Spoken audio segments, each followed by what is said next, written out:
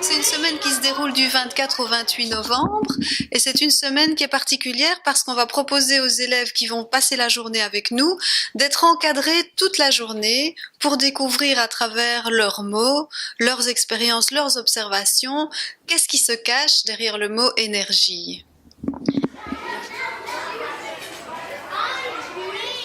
Eh bien, l'énergie, c'est quelque chose sur lequel tout le monde a une idée dans la tête. Hein. Si je vous dis énergie, ben les enfants surtout vont se dire je suis plein d'énergie. Les adultes vont peut-être penser énergie renouvelable, vont peut-être penser à leur facture d'électricité. Donc on a tous quelque chose derrière la tête au sujet de l'énergie. Et c'est pas par hasard, c'est parce que en fait l'énergie elle est partout autour de nous, elle fait vraiment partie de notre quotidien.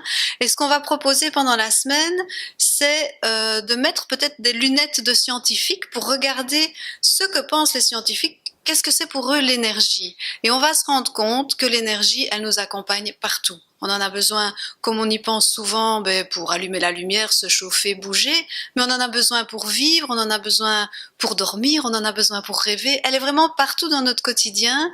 Et ce qui est intéressant, c'est que on peut partir de choses très concrètes pour aller vers la découverte d'une notion un peu plus abstraite. Et c'est une notion en plus qui se trouve au cœur des programmes scolaires en éveil scientifique. Et donc, c'est pas toujours facile à voir en classe et on va essayer d'aborder ça et de le rendre le plus palpable possible.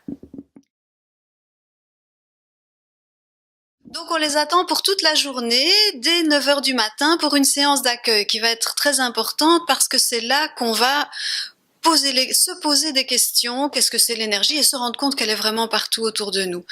Les élèves, à partir de cette séance d'accueil, vont partir avec un petit document qui va leur permettre de collecter tout au long de la journée, à travers 4 activités, des observations autour de l'énergie et de construire petit à petit leur idée là-dessus.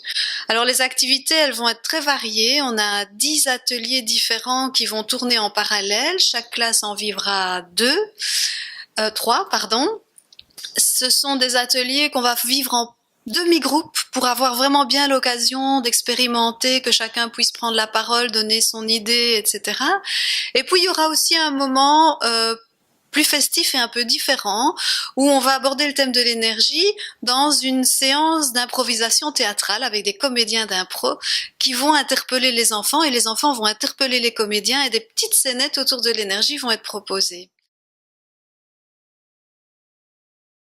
Donc effectivement, on aura des partenaires spécialisés du côté de la découverte physique, comme je l'ai expliqué tout à l'heure, de qu'est-ce que c'est l'énergie, et puis des partenaires qui vont plus aborder le côté finalement développement durable. Qu'est-ce qu'on fait avec cette énergie? Est-ce qu'on l'utilise à bon escient? Est-ce qu'on la gaspille, etc. Donc les partenaires qui nous rejoignent pour cette semaine-ci, il y a le Crier de Marimont, il y a la SBL Environnement et Découverte, il y a Planète Science, une autre SBL qui s'appelle Électrons Libres, il y a Science Infuse, je pense que je n'en oublie aucun. Il y a Ose la Science qui sera également avec nous, et puis il y a des comédiens de la Ligue d'impro de Mons qui participeront également à la semaine.